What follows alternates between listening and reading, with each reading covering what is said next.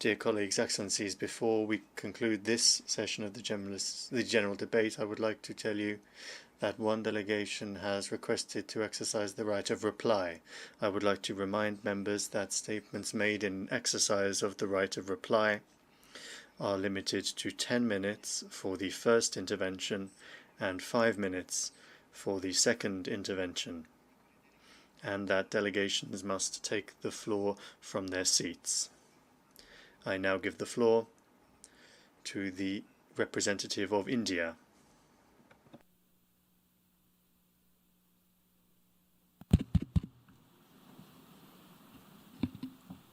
Mr. President, we exercise our right of reply to one more attempt by the leader of Pakistan to tarnish the image of this august forum by bringing in matters internal to my country and going so far as to spew falsehoods on the world stage. While such statements deserve our collective contempt and sympathy for the mindset of the person who utters falsehood repeatedly, I am taking the floor to set the record straight. Regrettably, this is not the first time the leader of Pakistan has misused platforms provided by the UN to propagate false and malicious propaganda against my country, and seeking in vain to divert the world's attention from the sad state of his country, where terrorists enjoy free pass while the lives of ordinary people, especially those belonging to the minority communities, are turned upside down. Mr. President, member states are aware that Pakistan has an established history and policy of harboring, aiding, and actively supporting terrorists.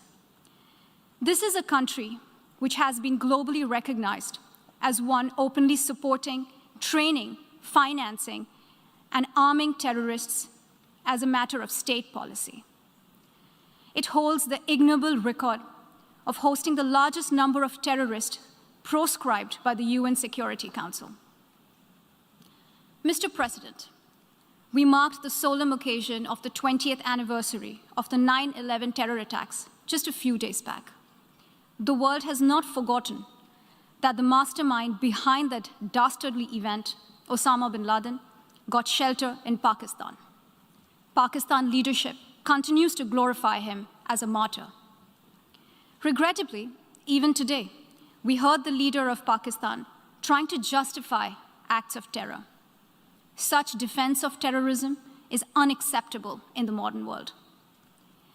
We keep hearing that Pakistan is a victim of terrorism. This is the country which is an arsonist disguising itself as a firefighter.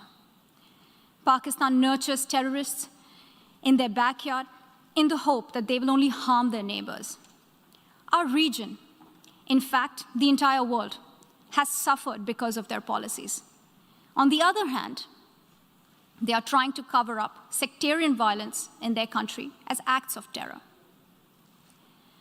Mr. President, this is also the country that still holds the despicable record in our region of having executed a religious and cultural genocide against the people of what is now Bangladesh. As we mark the 50th anniversary this year of that horrid event in history, there is not even an acknowledgement, much less accountability. Today, the minorities of Pakistan, the Sikhs, the Hindus, the Christians, live in constant fear and state-sponsored suppression of their rights. This is a regime where anti-Semitism is normalized by its leadership and even justified. Dissenting voices are muzzled daily, and enforced disappearances and extrajudicial killings are well documented. Mr. President, unlike Pakistan, India is a pluralistic democracy with a substantial population of minorities who have gone on to hold highest offices in the country, including as President, Prime Minister, Chief Justices, and Chiefs of Army Staff. India is also a country with a free media and an independent judiciary that keeps a watch and protects our Constitution. Pluralism is a concept which is very difficult to understand for Pakistan, which constitutionally prohibits its minorities from aspiring for high offices of the state. The least they could do is introspect before exposing themselves to ridicule on the world stage. Finally, Mr. President, let me reiterate here that the entire Union territories of Jammu and Kashmir and Ladakh were, are, and will always be an integral and inalienable part of India. This includes the areas that are under the illegal occupation of Pakistan. We call upon Pakistan to immediately vacate all areas under its illegal occupation. Mr. President, allow me to be categorical about India's position. We desire normal relations with all our neighbors, including Pakistan. However, it is for Pakistan to work sincerely towards creating a conducive atmosphere, including by taking credible, verifiable, and irreversible actions to not allow any territory under its control to be used for cross-border terrorism against India in any manner.